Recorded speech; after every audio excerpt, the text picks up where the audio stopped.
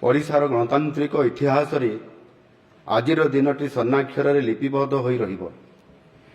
ଦୀର୍ଘ 75 ବର୍ଷର ଓଡ଼ିଶା ବିଧାନସଭାର ଇତିହାସରେ ପ୍ରଥମ ଥର ପାଇଁ ଆଜି ଆମ ଦେଶର ପ୍ରଥମ ନାଗରିକ ମହାମହିମ ରାଷ୍ଟ୍ରପତି ତଥା ମାତୃଶକ୍ତିର ମହିମାମଣ୍ଡିତ ଅବତାର ଶ୍ରୀମତୀ ଦ୍ରୌପଦୀ ମୁର୍ମୁଜୀ ବିଧାନସଭାକୁ ସମ୍ବୋଧନ କରିବା ସହିତ ଆମ ସମସ୍ତଙ୍କୁ ମାର୍ଗଦର୍ଶନ କରିବେ।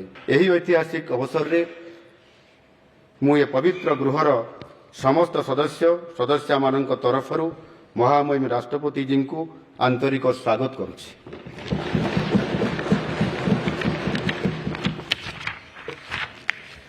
ତାଙ୍କର ସକ୍ରିୟ ଉପସ୍ଥିତି ଆମ ପାଇଁ ଉତ୍ସାହ, ଆନ୍ତରିକତା ଓ ନୂଆ ବିଶ୍ୱାସର ମହୋତ୍ସବ।